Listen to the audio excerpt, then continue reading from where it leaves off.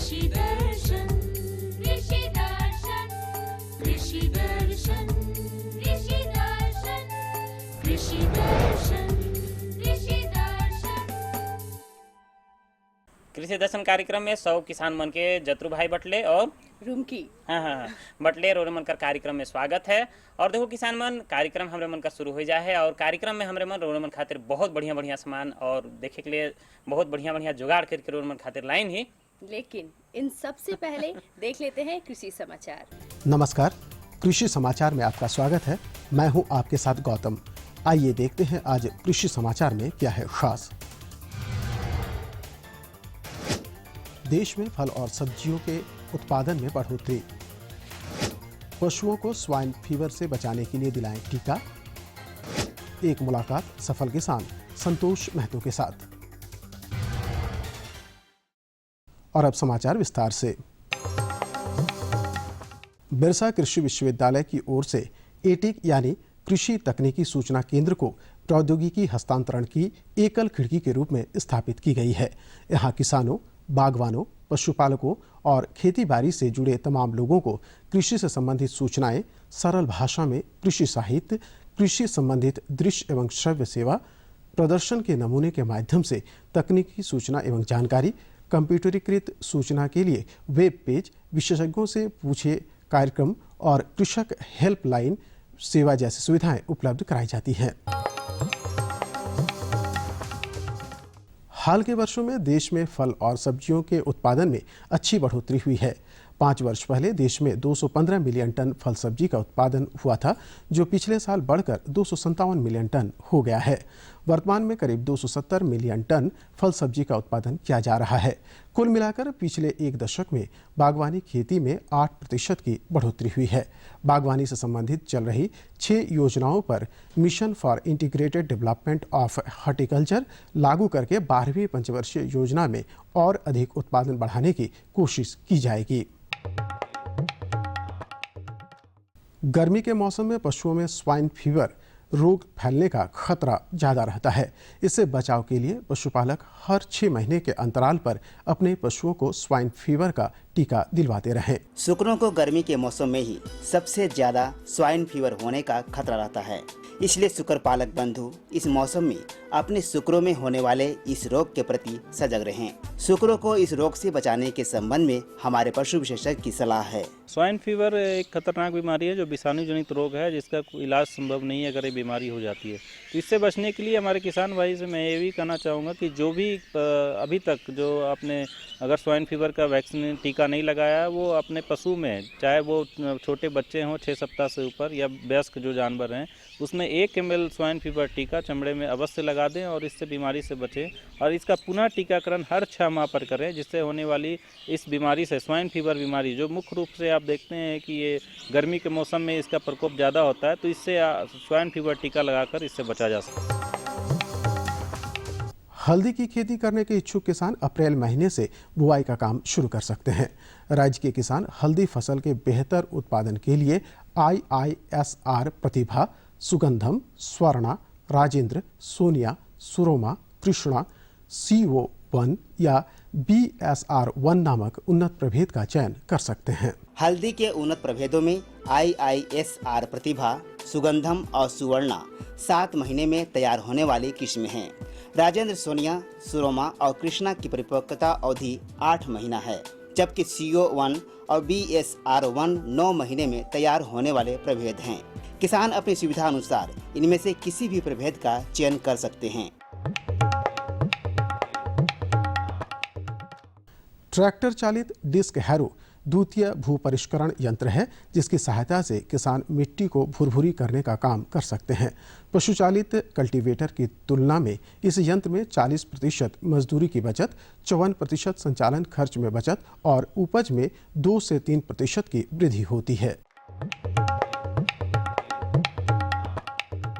चलिए मिलते हैं कामयाब किसान संतोष महतो से, जो अपने 1 एकड़ खेत में खीरा की शानदार खेती कर रहे हैं।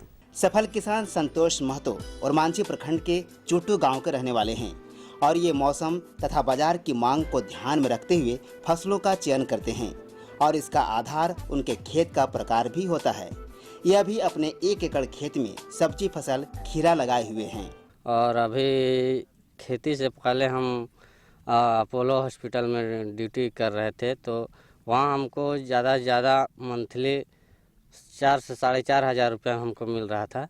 और इस तरह से अभी देख रहे हैं कि जो वहाँ हम 4,000 कमा रहे थे, अभी हमको यहाँ 10,000 से ज़्यादा मुनाफा हो रहा है।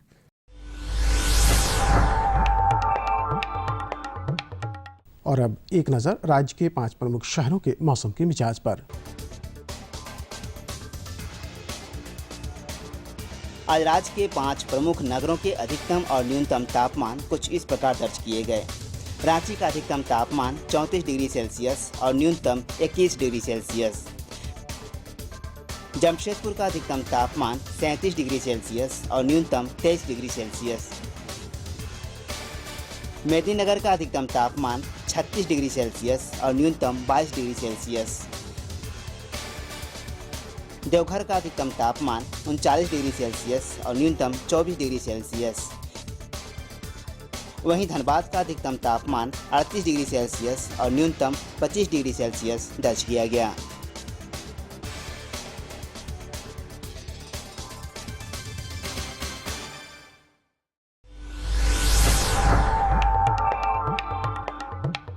और अब मंडी भाव में आइए नजर डालते हैं अनाजों के भाव पर।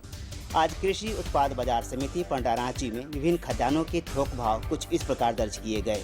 चावल मोटा 2,150 रुपये से 2,200 रुपये, चावल मध्यम 2,400 रुपये से 2,500 रुपये, चावल उत्तम 3,450 रुपये से 3,500 रुपये, गेहूँ 1,800 रुपये से 1,850 रुपये, चना 3,200 रुपये से 3,300 रुपये, दाल अरहर 5,500 रुपये से 6,400 रुपये, दाल मसूर 4,600 रुपये से 5,150 रुपये, दाल चना 3,700 रुपये से 3,800 रुपये, सरसों तेल 9,000 रुपये से 9,400 रुपये, चीनी 3,100 रुपये से 3,200 रुपये, आलू 750 रुपये से 800 रुपये और प्याज 950 रुपये से 1,000 रुपये प्रति क्विंटल रहा।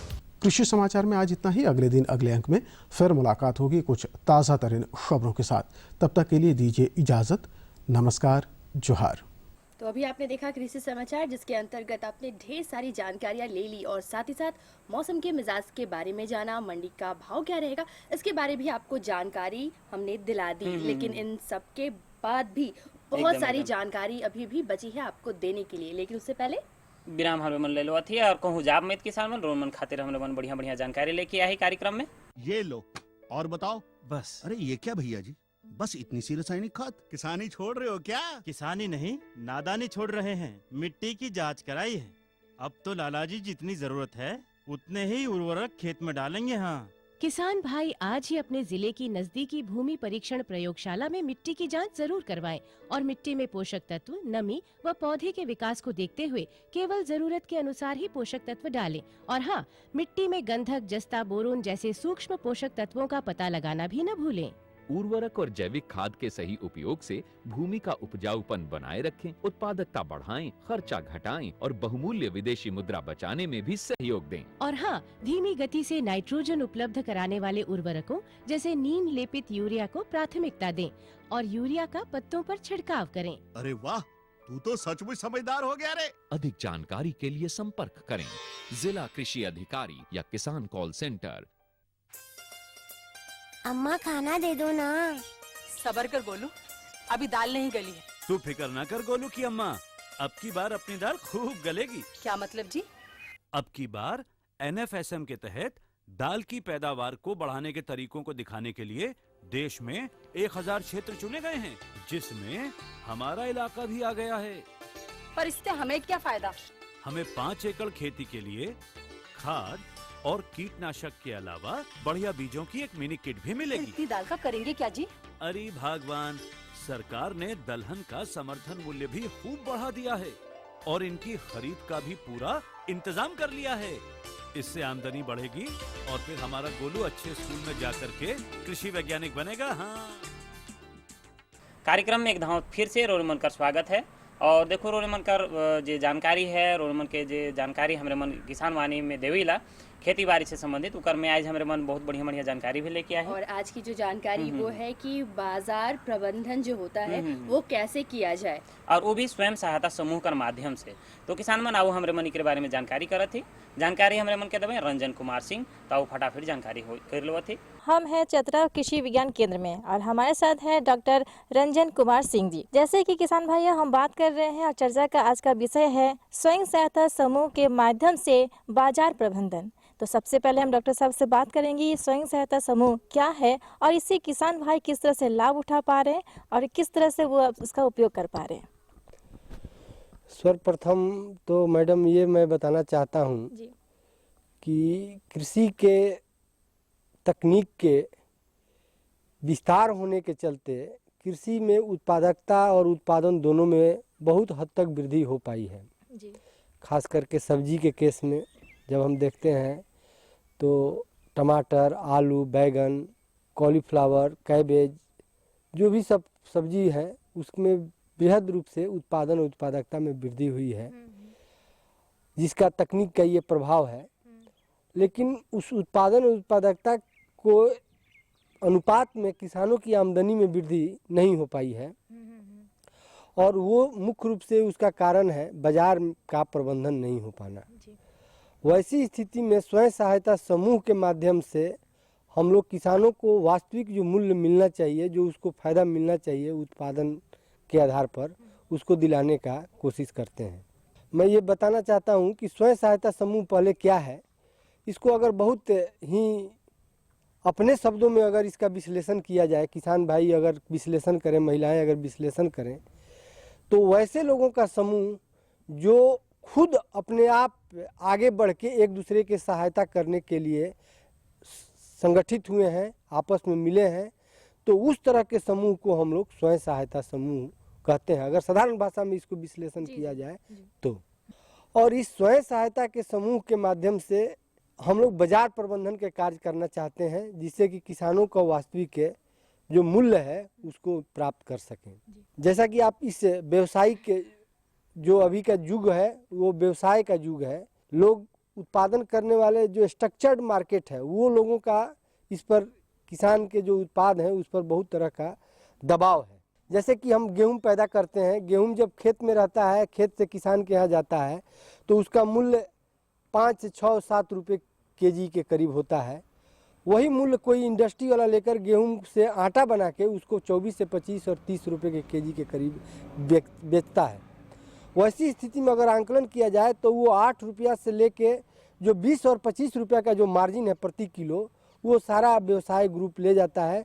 जो वास्तव में किसान उत्पादक हैं उनको इसका मूल्य नहीं प्राप्त हो पाता है।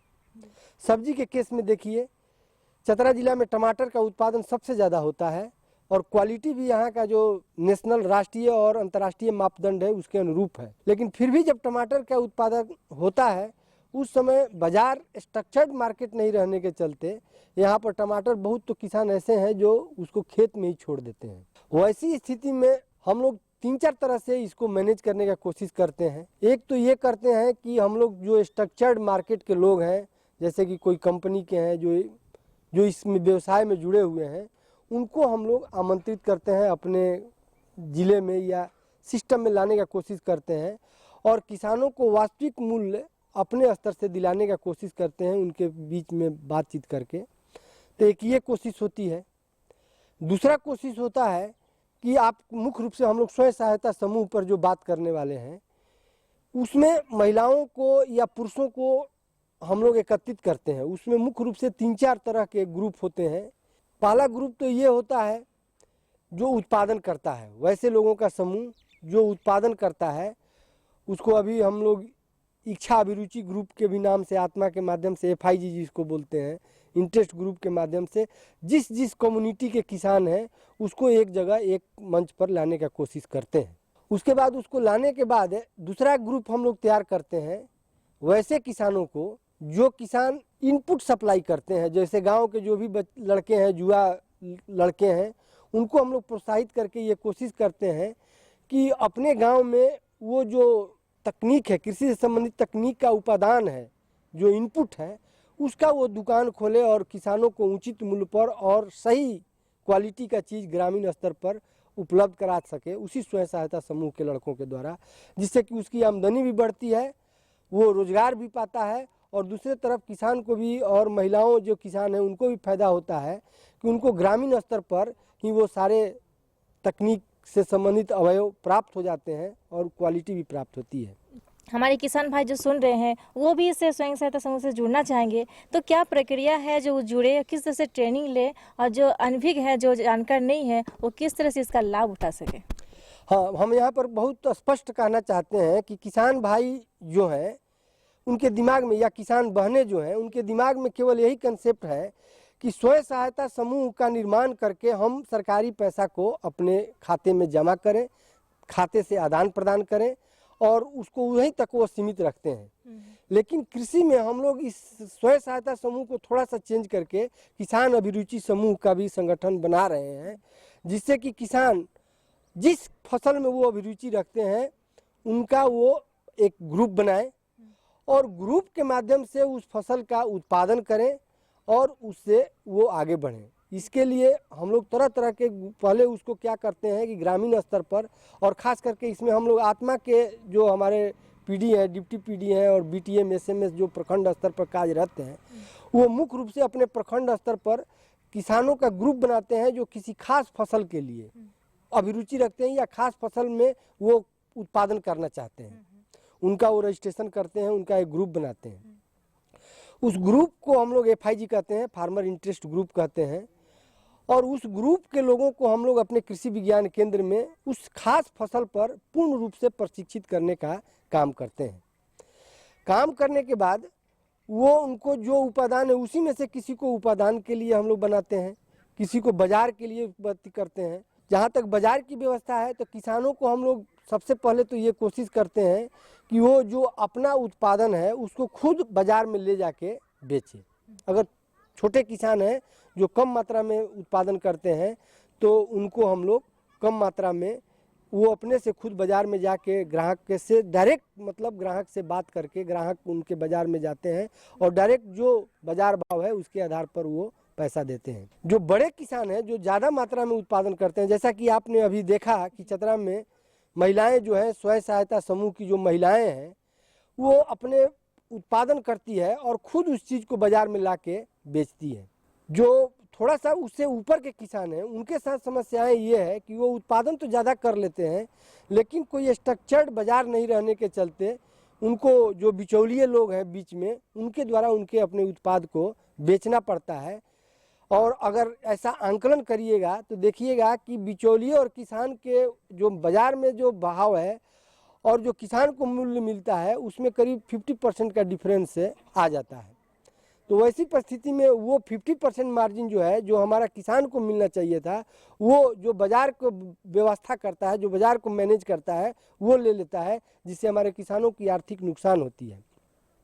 वैसी स्थिति में हम लोग किसान को ही तैयार करते हैं कि आप ही के ग्रुप से कोई आदमी तैयार हो जो इस बाज़ार को देखे। जो किसान का 50% बिचौलिया लेता था वो गांव के ही कोई बेरोजगार युवक जो है जो कम मार्जिन पर इस तरह की व्यवस्था करे कि वो बाज़ार से संपर्क करे और संपर्क करके सामान को वहां तक पहुंचाए और उससे उसका फ़ायदा ले, जिससे कि किसान के जो ग्रुप है उसको रोजगार भी मिलता है और उत्पादन जो गांव में पैसा है वो गांव ही में रहता है और गांव के लोगों को उससे रोजगार मिल जाता है। किसान भाइयों, बहुत अच्छी जानकारियाँ मिली, सुझाव भी मिली और उम्मीद है, पूरा विश्वास भी है डॉक्टर साहब को और हमें भी कि आप इसका लाभ उठाएंगे और जुड़ेंगे स्वयं सहायता समूह से और बिल्कुल आप इसका लाभ लें। डॉक्टर साहब, तमाम जानकारियों के लिए आपका बहुत बहुत शुक्रिया।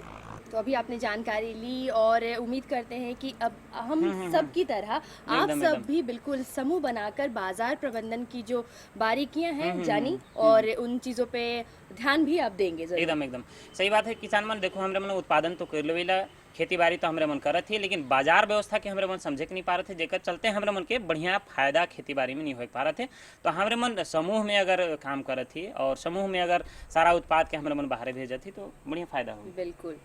और देखो किसान मन हमरे मन दोसर जानकारी देव, लेकिन उकर से पहले हमरे मन के संदेश के देख लेना बहुत जरूरी है।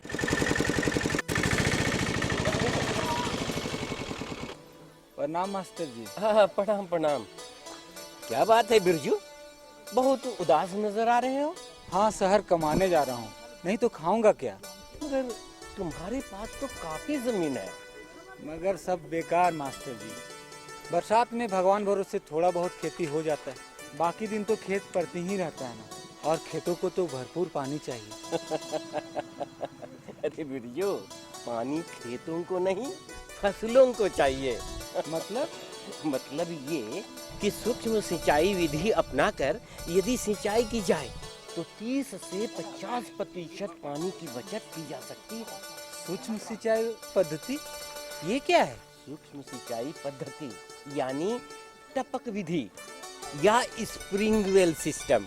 मगर देखो बिरजू, अगर मगर कुछ नहीं, किसानों के लिए सरकार के द्वारा अनुदान और बैंक ऋण की सुविधा भी उपलब्ध कराई जा रही है। सच? सच, 100% सच। और खुशियों की गारंटी। देखो संदेश तो बड़ा बढ़िया रहा, क्योंकि गर्मी का मौसम शुरू हो जाए है और गर्मी का मौसम में हमारे मन का पानी कर व्यवस्था करना बहुत जरूरी है। और खास करके लत्तेदार सब्जी अगर हम लगाते हैं तो एकदम देखो सब्जी मनकर खेती हमारे मन करते रहिला और अन्न कर भी खेती हमारे मन करेला। तो इकर में हमारे मन कर जे लतरदार सब्जी है उकर में हमारे मन कौन कौन तकनीक से खेती करब, कौन कौन इकर जे किस्म है से के अगर जानकारी हमारे मन के नखे तो चलिए आपको नहीं बोलने देते हैं और जल्दी से देख लेते हैं ये वाली जानकारी। किसान भाइयों, जैसा कि हम जान रहे हैं कि गर्मी का मौसम आ चुका है और गर्मी के मौसम में लत्तेदार सब्जी कौन कौन से लगाए जा सकते हैं और उनसे क्या क्या फ़ायदा हो सकती है, क्या क्या नुकसान, इस बारे में और भी विस्तृत जानकारी देने के लिए हमारे साथ धनंजय कुमार मौजूद हैं जो कि हमें जानकारी देंगे। सर, सबसे पहले हम ये जानना चाहेंगे कि गर्मा मौसम में कौन कौन सा मुख्य लत्तेदार सब्जी होती हैं?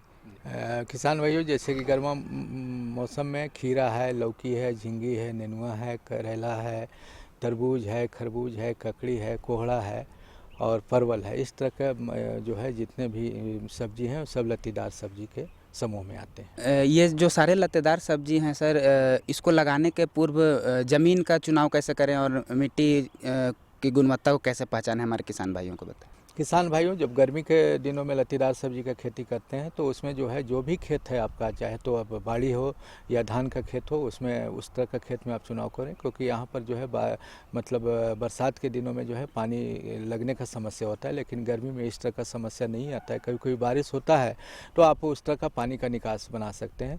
तो सिर्फ आपको ध्यान देना है कि उस तरह का मिट्टी का चुनाव करें जहाँ पर आप पानी दे सकें और साथ ही साथ जैविक उर्वरक की मात्रा ज़्यादा हो, तो उस तरह का खेत का चुनाव करना चाहिए।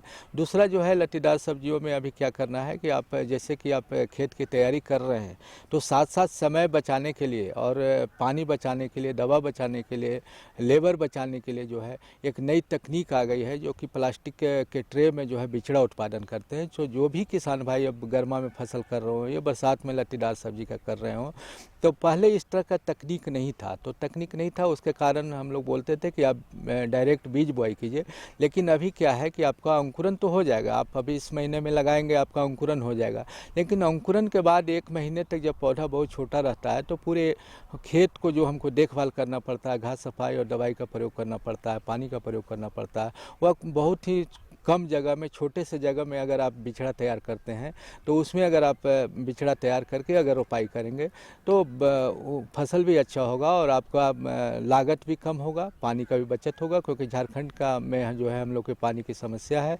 तो कम पानी में किस तरह से लत्तेदार सब्जियों की खेती करें उसको ध्यान देना है। तो आपको विशेष रूप से खेत तैयार करते समय इन बातों का ध्यान देना है कि 50 सेंटीमीटर के नाली में बनावें, अगर टपक सिंचाई है तो कोई दिक्कत नहीं। उसके साथ साथ जो है गोबर की खाद जो है भरपूर मात्रा में दें। और जो हम रासायनिक उर्वरक की बात करते हैं तो रासायनिक उर्वरक में जब हम बीज बुआई और रोपाई से पहले जो है फास्फोरस और पोटास की पूरी मात्रा, जैसे कि अगर आप 1 डिसमिल की बात हम करें तो 1 डिसमिल में 750 ग्राम DAP और 500 ग्राम पोटास डालना चाहिए। अगर आप SSP डाल रहे हैं तो 1.5 kg SSP और 500 ग्राम जो है पोटास की मात्रा को 1 डिसमिल में जहाँ जहाँ आपका थाला पड़ रहा है, जहाँ पर बीज बुआई और रोपाई होगा, उसमें 10 सेंटीमीटर नीचे गहराई में जो है पहले रासायनिक खाद को डाल करके और तब आप अगर बीज का बुआई और रोपाई करेंगे तो उससे आपको उत्पादन ज़्यादा मिलेगा। तो बीजों का चयन भी हमारे किसान भाइयों के लिए बहुत ही जटिल समस्या होती है कि कौन सा बीज चुने कि अच्छा पैदावार हो, तो उसके बारे में बताएं। हाँ किसान भाइयों, जैसे कि होता क्या है कि कुछ लतीदार सब्जी गर्मी में अच्छा होता है, कुछ बरसात में अच्छा हो, तो यहाँ पर आपको विशेष रूप से ध्यान देना होगा। जैसे हम खीरा की बात करते हैं तो खीरा में हमारे अनुसंधान केंद्र पलांडू से स्वर्ण अगेती और स्वर्ण शीतल करके 2 किस्म विकसित किया गया है। उसके अलावा अगर बाजार का आपको लगाना है, झींगी में हमारे यहाँ स्वर्ण मंजरी और स्वर्ण उपहार जो है बहुत ही अच्छी किस्म है, इसमें आपको कोई बाजार से लगाने की ज़रूरत नहीं है। नेनुआ की जब बात करते हैं तो नेनुआ में भी स्वर्ण प्रभा करके किस्म है जो कि गर्मी और बरसात दोनों दिनों में हमारे केंद्र में होता है और पलांडू से ही विकसित किया गया है।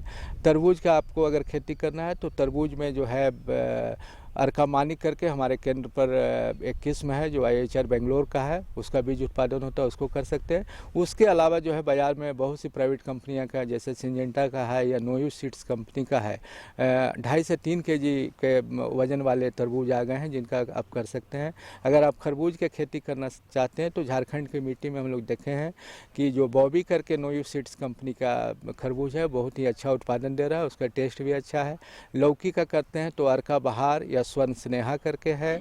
आप करेला में करते हैं तो अर्का हरित है, स्वर्ण यामिनी है, और बाज़ार में प्राइवेट कंपनी के जो गर्मा के लिए अच्छी कंपनी है उनका आप जो है कर सकते हैं। तो इस तरह से मतलब अलग अलग फसलों का अलग अलग किस्म है। शुरुआती दौर में जैसे हमारे किसान भाई लगा चुके हैं तो कीट प्रबंध जो होना चाहिए कि कौन कौन से कीट लगते हैं, तो वो हमारे किसान भाइयों को थोड़ा बताएं और उससे निदान कैसे पाया जा सकता है। किसान भाइयों, जब आप अभी जब खेत की तैयारी करेंगे और बीज बुआई या रोपाई करेंगे तो लतीदार सब्जी में सबसे पहला कीट जो आता है रेड पम्पकिन बीटल बोलते हैं, लाल रंग का कीट है जिसे गांव में भगजोगनी भी बोलते हैं, उड़ जाता है। उसका नियंत्रण के लिए सबसे अच्छा दवा है आपके घर में जो राख है या गाँव में जो राख है, चाहे गोईठा को या लकड़ी है, वो राख को थोड़ा सा महीन बना करके उसमें थोड़ा सा मिट्टी तेल मिला दें, या अगर मिट्टी तेल नहीं है तो आप सेविन नामक दवा जो रासायनिक दवा है उसको मिला दें, या क्लोरोपाइरीफॉस करके जो दवा आता है जिसमें थोड़ा सा महक ज़्यादा हो उस तरह के दवा को हल्की मात्रा में मिला करके और पूरे राख को मतलब पौधा पर 2 से 3 दिन के अंतराल पर अगर उसके पत्ती पर अगर आप छिड़काव करते रहेंगे तो आपका जो है उस कीट से नियंत्रण हो जाएगा। और सबसे बड़ा अभी दुश्मन कीट जो हमारे लतीदार सब्जी का है वही है। शुरुआत में अगर उसको आप नियंत्रण नहीं करेंगे तो आपका पूरा फसल बर्बाद हो जाएगा। उसके बाद एक कीट आपको थ्रिप्स आता है, जब आपको फसल 4 से 5 पत्ता का हो जाएगा तो थ्रिप्स कीट आएगा। उसके नियंत्रण के लिए जो है कन्फिडोर नामक दवा आधा ml प्रति लीटर पानी में मिला करके या एक तारा 1 ग्राम दवा को 3 लीटर पानी में मिला करके आप अगर छिड़काव करेंगे तो उससे नियंत्रण हो जाएगा। किसान भाई, हमें आशा है कि आप ये सारी जानकारी प्राप्त करके बहुत ही अच्छा पैदावार करेंगे अपने खेतों में और खूब सारे मुनाफे कमाएंगे। डॉक्टर साहब, आप हमारे कार्यक्रम में आए, आपका बहुत बहुत धन्यवाद। किसान भाइयों नमस्कार। देखो भाई, बहुत नगद जानकारी होलक और जानकारी हमारे मन के देवत रहे धनंजय कुमार जी। और इमन बढ़िया बात के बताने की जो लतरदार सब्जी है उकर हमारे मन के तकनीकी तरीका से हमारे मन के खेती करना है और जो किस्म है से के भी जान लेना बहुत जरूरी है। तो हमारे मन के आशा करेला जो कार्यक्रम है रोल मन देख के बहुत लाभ रोल मन की भेटाई। और साथ ही साथ जल्दी से अब हमारा पता भी लिख लीजिए, क्योंकि आप हम जैसे पता बताते हैं और आप उसमें खत लिखते हैं तो ये हमें मालूम चलता है कि आपको क्या अच्छा लग रहा है, क्या क्या जानकारियाँ आप चाहते हैं, ये हमें मालूम हो जाता है। लगे तो फटाफट बता दो पता का कार्यक्रम कर। हमारा पता है कार्यक्रम कृषि दर्शन, कृषि प्रकोष्ठ द्वारा केंद्रीय निदेशक, दूरदर्शन केंद्र, रातू रोड, रांची। और पिन संख्या 834-001। तो आपके खतों का हमें रहता है बेसब्री से इंतजार। आप खत हमें जरूर लिखें और अगले अंक में हम बहुत सारी जानकारियां लेकर फिर से उपस्थित होंगे। अब लगे तब हमारे मन दुयोजन के विदा दो। जोहार।